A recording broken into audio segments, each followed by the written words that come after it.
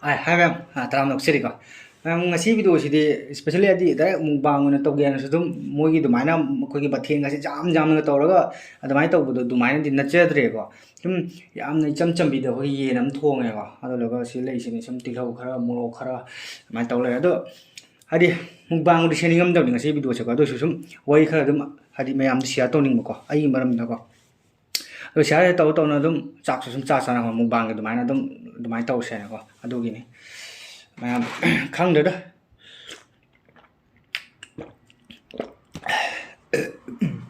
wari se jaman na kai da hau tu no khang da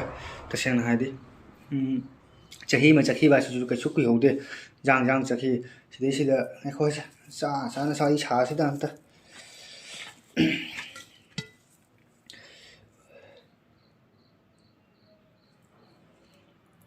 yen khong sum yaw me yen khong pa mi cha ke su ka la sa brek sumai da ne ba ko gi youtuber sing ne ko adum hai di mukbang ka to ma tum sum phagi phonai ka to ra ka wathi ware ngang ga kum adu ta di wari nuai na mi ne ka dum full wash ka to like dumai to ne ko do ai sino sumai te ko wari li li na ando lo ra ga ai punchi se khara changing khara to dab ja dre ko mi oi oi to ri na tar de ma'am से हाँ मुझे खों काय करता है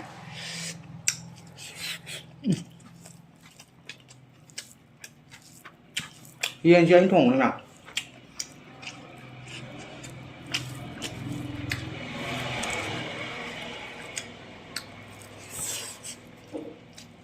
ये mà không kịp nó xay được cái hay được kìa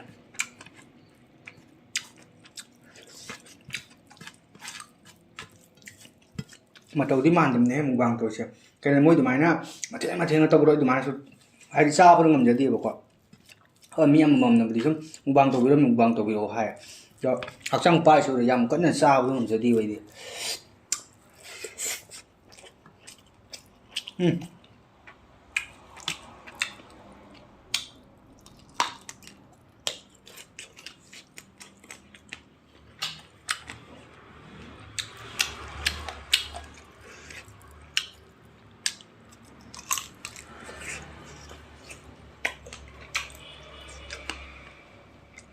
khu đấy buộc rẻ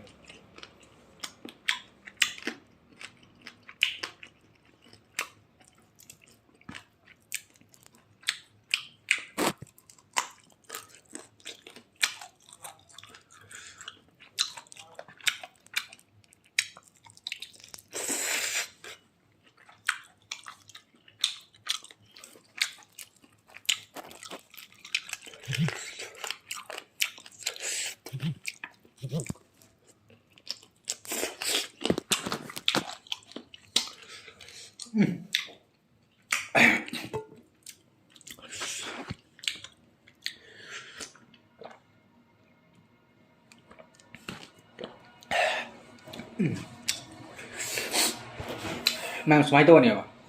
wai do hau jara ga hajgai ma tam ji da paisa ja tan da se ta sing na ya dre ko paisa tan da di kai sung ngam de paisa lai da di loi na lai adula ai da ngang du be wa se kwa akhoi ge ali contact list da lai ba chinau mayam da ne ko nupi nupa mayam da ni hai ju ko tab tam na chahi ba ji khang hau dra chahi ama se gi manung da 2024 की चाहिए से हाइंग ngasi लोगे हाइंग लोगे दम लोय ने को नत्रा दो सी की 2024 से द किशन इरोम के माइ कई देगी को हाइ किशन इरोम ना मयाम द साउ खिबा लान खिबा नतगना कारण तुरन अमा म वेम ता सो लेरम ता सो मयाम ngak pi ni ko अंद लोगा अनो वो चाहिए ना कनो जोक पदा को कोई असे को बियो ना हाइजरी अदो लोरगा आइगी लाइफ से चेंजिंग से खरो कर पोरक कने हाइ से मयाम द अदो हाइजरी को ꯑꯩꯒꯤꯁꯨ ꯄꯨꯟꯁꯤ ꯋꯥꯔꯤꯁꯦ ꯃꯌꯥꯝ ꯂꯩꯈ꯭ꯔꯦ ꯑꯗꯣ ꯃꯇꯥꯡ ꯆꯥꯕ ꯑꯃꯗ ꯐꯖꯅ ꯑꯩ ꯁꯤꯌꯔ ꯇꯧꯖꯒꯦ ꯀꯔꯤꯅꯣ ꯀꯃꯥꯏꯅꯅꯣ ꯀꯔꯤꯅꯣ ꯍꯥꯏꯅꯀꯣ ꯑꯗꯣ ꯑꯩꯅ ꯍꯧꯖꯤꯛ ꯍꯧꯖꯤꯛ ꯑꯩꯅ ꯆꯦꯟꯖ ꯇꯧꯅꯤꯡꯉꯤꯕꯁꯦ ꯑꯁꯤꯅꯦꯀꯣ ꯑꯗꯨ ꯂꯣꯏꯔꯒ ꯑꯩ ꯃꯌꯥꯝꯗꯁꯨ ꯁꯨꯝ ꯀꯩꯅꯣ ꯃꯦꯁꯦꯖ ꯑꯃ ꯄꯤꯕꯒꯤ ꯑꯣꯏꯅꯀꯣ ꯍꯥꯏꯗꯤ ꯃꯤꯔꯦꯝ ꯑꯣꯏꯕ ꯍꯥꯏꯕꯁꯦꯀꯣ ꯄꯨꯝꯅꯃꯛꯇꯒꯤ ꯀꯩꯅꯣꯅꯦꯕ ꯌꯥꯝ ꯊꯤꯅ ꯀꯃꯥꯏ ꯍꯥꯏꯅꯤ ꯃꯤꯔꯦꯝ ꯍꯥꯏꯗꯤ ꯃꯤꯔꯦꯝꯅꯦ ꯃꯤꯔꯦꯝ ꯍꯥꯏꯗꯤ ꯂꯣꯏꯔꯦ ꯑꯗꯣ ꯁꯤꯅꯤ ꯑꯗꯣ ꯃꯤ ꯑꯃꯅ ꯊꯕꯛ ꯁꯨꯗꯕ ꯃꯇꯝꯗ ꯊꯕꯛ ꯁꯨꯗꯅ ꯌꯨꯝꯗ ꯂꯩꯕ ꯃꯇꯝꯗ ꯑꯩꯅ ꯁꯨꯝ ꯍꯥꯏꯐꯦꯠ ꯄꯥꯊꯣꯛꯑ ꯌꯦꯡꯕꯗ ꯄꯩꯁꯥꯁꯨ ꯐꯅ ꯌꯥꯝ ꯆꯠꯂꯤꯕ ꯆꯠꯂꯤꯁꯦ ꯌꯦꯡꯉꯨꯁꯦ ꯃꯤ ꯑꯃꯅ ꯊꯕꯛꯁꯦ ꯁꯨꯗ꯭ꯔꯦꯅꯁꯨ ꯈꯜꯂꯣ ꯁꯨꯡꯁꯨ ꯁꯨꯗꯕꯅ ꯃꯃꯥ ꯃꯄꯥꯒꯤ चादना खोतना दुम लेयन खंतरा सुमाई पैसा जे हापी पाथोब मतमदा नोंगमदा चाक चलुक अनि तंग पारो चाक चलुक 50 तंग पारो 100 रुपीस लेरे अदो चा काप अयुत थै नुंजिन तै अदो लेरे अदो लगा सम ककपगी लुपा अलिक पिदा 50 60 अदुम लेरे अदो लगा रिचार्ज की पैसा जोंसे तुम पैसा जम चले अदो लगा निशा पिसा चाबा सिंदी सबक सुदसु अमु हेन दुम लइगर को निमायने को ना थबक सुबियो kan tawsalo adu laga aina hoje ain tawri si si ma ai hapet na ai youtube ki kanogi youtube ta ai kamai pa yakin si mati ma so haije ge ko ta sen ai professional ai isa gi professional si tongan je ko ta sen ko adu du su matang sa bam da haije ge ai youtube ta changi haina adu su hoji thado i aina tawri ko do laga youtube sai na cha ko matam na kana gum so ne support to bi gi the ko ta sen na kana gum youtuber khar lai ai maming paning mani ado pallaroi ge ta sen ko moi ngonda moi da ina community post to high about the pasha piro haina pasha kap youtuber su yaw khim ni ko sum akoi swai gi ni adu lagi de suppose karan to bi rakhe aina yamna skit video pa shimding mane ko for example akoi gi danaba hoi taw biron hoi taw ratan hoina taw ismaina yam phajana nan na koi skit video se shimding mane wari ga se phajana taw phan shimding mane ko ro shimding ma sidar sim kamai taw hai kan mi su larak te ba to loga koi kasar da oigera ama do oigera adu loga sap kama kai hai kan da nupi ga koi gi video ma se kamina ren khalo ba adu su awabi mane ba mayung gi ma pana ja da mayung gi ma pana ja ren khalo mai boyfriend ja da ba ka sem loga is ka thalu kan adu kakki basu yamam jawri poni ko ado loraga imanaba imanaba su camera se pi es khalo khalo nikham khano de kwa cha sa laga chakap sairam ba khara ko yam wana ka tawra poni ko mang da skit video khara semam mai ani hom adi yadi ba mato man de ko aina pam da dumai ui da ba hai tare ko ado loraga last kai to si kan ka ai hauji roasting si da tarak pani bai ko roasting here tap de ai khan ba su isa thanda khali ni video editing to si thanda to ni ko ado loraga doni don dum editing to matam da dum oi to lo pung ani hum ta ai editing khu to de ma dum urang ni ko ai di ya mun na jeng han kadai de shoi na tra mayam da karam da kamai on ne se ne ba ado loraga ai youtube to ki pesa phang da na te phangi ko adum yai adum phangi adu ita so asina di yum se akoi gi na tra na yum pu bo do adi ngam ba de yam wa na thokani ha ba ko ado loraga haksang su wari kasena hai kan da kena da tumba cha ba matam naik te khok te ko kena ai thabak to hojik ko ina ya thaba to ba pai ba tu nati ko ado laga ai hojik roasting video to oi roasting video to ado da ai na ai like ta hojik changing mai amam puning e changing puning e sen kai kai na am ta chai gi yang ko am ta chalu am tung cha gi ngai ko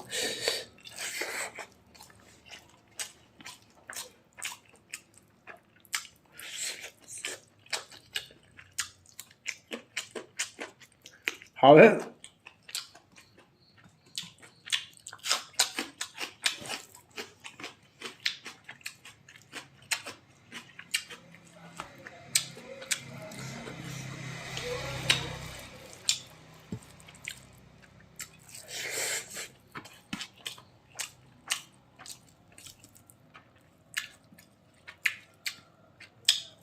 Mai mua một chiếc gọt.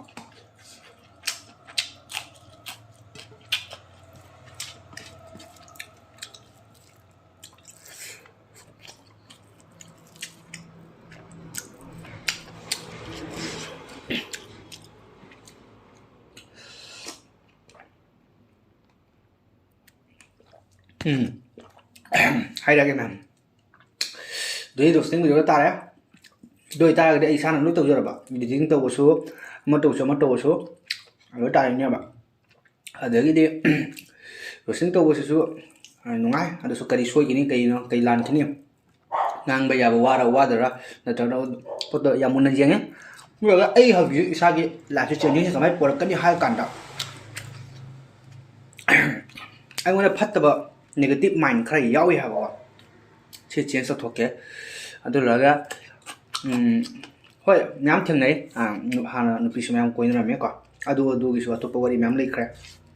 aduna handak 2024 sida adu gum negative mind sida dang loi lo thok fresh to pam ko for example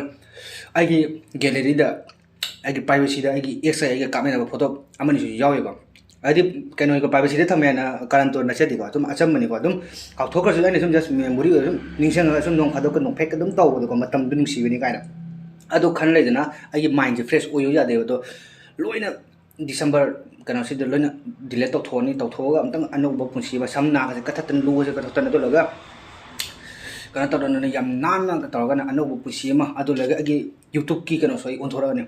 onthorani de hoji roasting tan tawse roasting su tawrani adu laga prank su tawrani adu laga mukbang su toi toi na video su thangalani duga next level prank tawta su next level ko mayam na tawna da ko sathi ba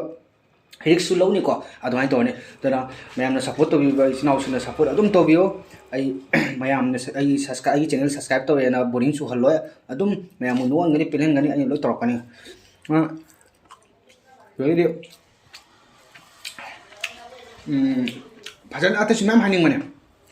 so tak tahu nanti mahal ke saku susah sekali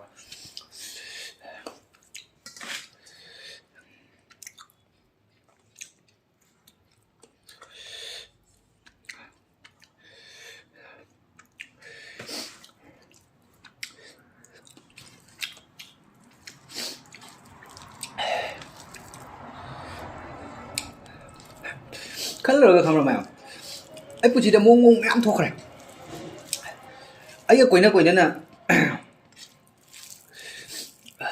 nó mi ấy cũng thì đấy cái cô iram mẹ nó mi đang giờ cái tôi còn phải xin nghỉ bây giờ vậy vậy đi bao giờ chú rồi cái phải nó quỷ này hay là cái tôi phải x cái này phải lý đâu khơi lịch thơ sẽ cái hàng tao sẽ anh nó không thế nào đấy cái gì nấu đi ngay thì quỷ này đi hara nè con Fajan aina tawam thopa koi boyfriend aba gi tawam thopa responsibility fajan taware ko ko hendana adere de ma bu panabi dana de de chaning ba yan tawni nauri nga de ko is si ba sa ba se sa adere mama pa ka se na fajan luna to ki ba khani le ni le mai ni on thoro ni nu pi gi adu le ge baba na yadi mama na yadi adu ni ta ni ka ta ka photo as ngong ngori khuya ba ni da as khal le ga na mong pa do ma tam cha ba de fajan thak ke ai su hat kai ori nam lei ma vừa đó mày ăn một khá là từ sáng đến hôm thì đấy anh đâm phá kỳ tấu lại bởi nội khi anh nói nào anh dùng để sáng bắt tâm là hai đứa dùng nô cái lấy vào đó lấy cho mày ăn thì nó khá là hai đứa đó nó anh sắc sẽ like awa và sắc tâm nó trở nên ngoài cái sắc tâm màn được nhỉ không nô khô là cái chỗ cái tay tàu xin na mày ăn xin anh qua số mày ăn nó khăng ghi được hai tay vậy à được hai này vậy đôi ta là số ai sẽ cầm mình hai cái đó số mà hai pet này hai cái vậy ai cái imana bam anh không na ai mà làm phát tập sinh ngang na lên mình khơi rồi ai ta ra nhiều quá ta ra cái số này ai mỗi mà mang đó thì sen ta cái he na khuyên ngang na ta ra khăng lên mà đúng cấm nọc slang này vậy tung đấy ngang tông ngoài cái đó này còn quay đâu đi ngoài cái thầm đi à tụi mày từ mỗi đâu khăng lên đúng mà mi như vậy không rồi à rồi là làm khơi ăn mì hàn à mi cái ngoài cái ba mi cái ngoài và khơi mà tụi mày làm khơi mà là hồi đi khơi rồi 2025 tới anh cái tao nhung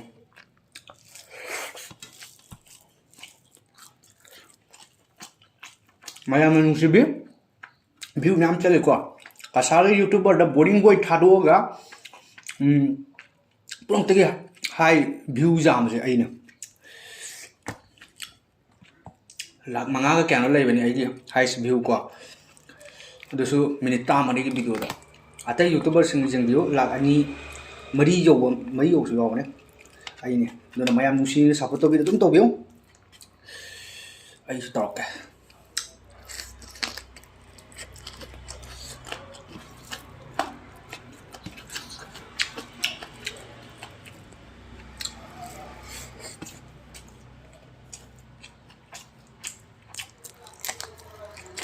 chắc hơi rồi rồi ăn chắc mỗi lần khăn là kiểu luôn à mau kìa luôn là như mà phải trả ta luôn cái gì mà mày ăn việc khuyết đâu phải trả lấy ra là cái điều của mình mà sắp phải giờ mình bị đâu nâng phải trả rồi mỗi cái nữa là cái nâng nào là cái này rồi nâng nó phải là thay bằng số đó nó phải trả ta nó sao tôi phải trả ta số nó bút phải ta ra cái số吧nó bị đâu bị ăn quý rồi thay đổi cho cái này rồi là hầu như cái này nó bị ăn mà nó smile này nupi amam nam comment tharakani nupi puna madumai tawdam khole tawde adu itasu ngahak kini chindagi phaja ba dum moje khandhare yeba khawa ayeng leminara kanda agi kaino sing je khoi gi ningoi chakobur lakpa matam da ai ma da sing na khoi rani phi ga do phaja ba lising yang kai mu ta ko illa ai lising tau kai ahum mari ta ko kama illa ka ndo ma ni mo sanar ka dewa ꯍꯥꯟꯅꯗꯨ ꯅꯠꯇꯦ ꯅꯨꯡꯁꯤꯅꯔꯗꯤ ꯇꯟ ꯀꯩꯅꯣ ꯀꯩꯕ ꯑꯇꯥ ꯇꯟꯗꯣ ꯑꯃꯃꯝ ꯌꯥꯒ ꯆꯥꯛ ꯆꯔꯥ ꯑꯃꯃꯝ ꯆꯥ ꯅꯣꯡꯃ ꯆꯥꯔꯗꯤ ꯌꯥꯔꯦ ꯀꯥꯏꯅꯒ ꯑꯗꯨꯃꯥꯏꯅ ꯇꯧꯕꯗꯣ ꯑꯗꯨꯃꯥꯏꯅ ꯅꯠꯇꯦ ꯑꯗꯨꯒꯨꯝꯕ ꯈꯨꯅꯨꯡꯁꯤꯗꯣ ꯁꯨꯡꯂꯩ ꯂꯩꯇ꯭ꯔꯦ ꯍꯧꯖꯤꯛ ꯗ꯭ꯔꯃꯥꯗꯨꯗ ꯐꯖꯕ ꯋꯥꯅꯤ ꯑꯗꯨꯅ ꯃꯌꯥꯝ ꯄꯩꯁꯥ ꯆꯥꯂꯨ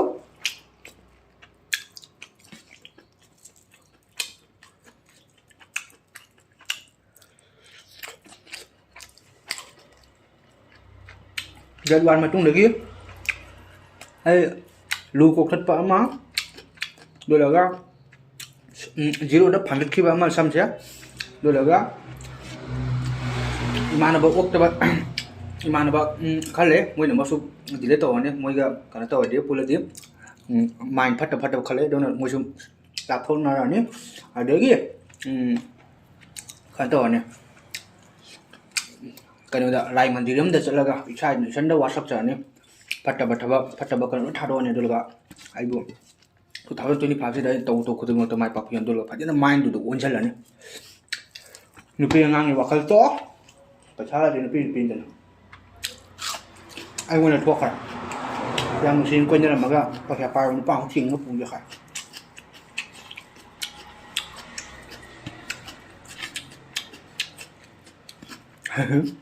nok ni ngwam tam bi ya anh hai vậy chia là xin anh không bà mà hai bạn ở trước kia ấy quên chia dùng được bây giờ mà hai bạn akwai gì mà tích cha thì bạn nhiều gì mà tích cha thì cái tàu rồi không bà khơi đi lấy mà tích cha nó bỏ chia như mà này akwai gì mà tích cha thì sai thì xem gì khơi đi lấy mà tích cha nó bỏ chia ôi bữa đi ngoài lấy bữa đi ấy là hành phao rồi có gì cần nó cũng mà được quoi interview cũng mà được ấy gọi đi thuộc cái lính nhỉ ấy muốn thuộc cái mà quoi đặc biệt thì powder mayang nusibido na tawе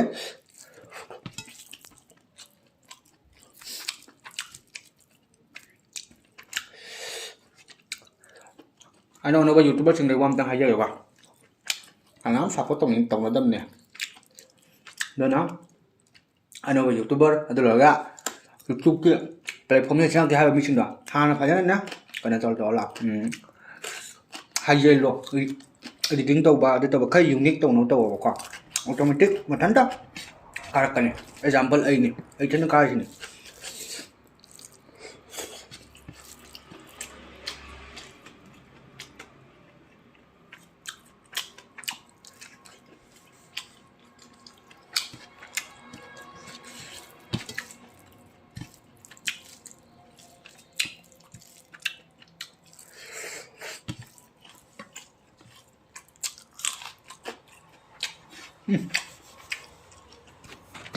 vậy sao cái phần thầu dân này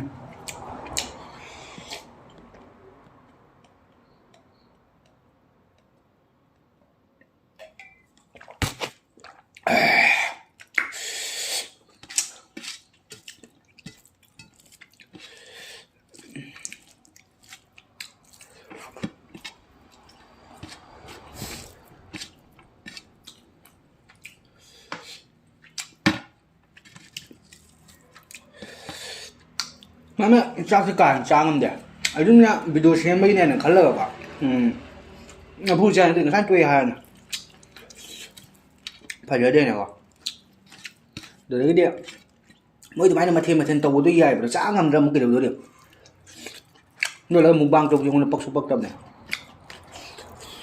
mà ngồi suy nghĩ quay gì khá là bổ đỉnh ngồi bóc video được không ta cái này là ở trong nó khen à lấy bên này khá tàu gì đôi serious này xem này cái cuộc cảnh sát ngắt tên ra mà lại bốc khai rồi này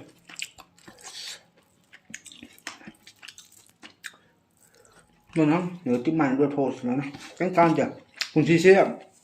số máy nó khăn là cái lời mà thấy ra rồi bà mình nên ngoài rồi sẽ tổ đi mình nên thấy khăn cái này đó hắn sẽ chọc hết bá ở đâu là mình còn chọc lần bà mình còn cần tổ bà hắn sẽ mà tiếp sau mình thâu tay mình mà tiếng bằng cái đó bà tôi là tiếp hàng sao mà tích cháu đó là mình mà tiếng bằng mình mà tiếng bằng mình khơi lên ở đây phải này phàm mình đây là hồi sáng ôn lấy xem đó là mà thấu ta đấy yeah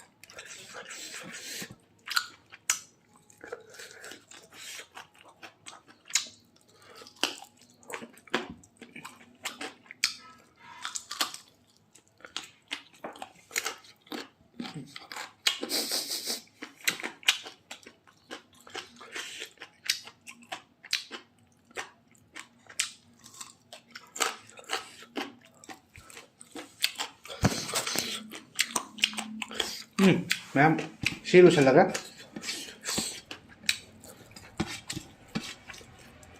Ngâm chaba. Huy được bây giờ rồi. Đâu ma'am. Anh là ngang để phương làm từ đó rồi mang ngọc cái này quả. Đợi, ở xem mang ngọc cái này hay xin chứ. Ma'am sung sung honda bakan biu. Chahi di tum chahi nim, atum ngi chahi hengalai nim. Niyai bye bye na. Kari no khoi na manai du se. Picnic chana bakde kari no. Khoi na handa ke chahi kari tau ghar ge do khan ngadam ne. Tau da mi sing tau han bi ro. Tabak tau isinau sing tau salo am tau salo mai pang hono. Tau da isinau sing ju. Tau na be hona se pura chakhot mi na se. Ai handa sin new year picnic am da chana ra. Ai na handa ke chahi phaltu thau to ya. Pataba mai lo tho ni. Rồi. Phải em anh ngang với xôi làm rau tàu sang ngọc pin còn xí video sai xuống rồi cái sạc xí khát thì lên mày còn huy được bây giờ rồi cái rồi em siêu anh đi lúc sinh giờ cái bye bye oh sorry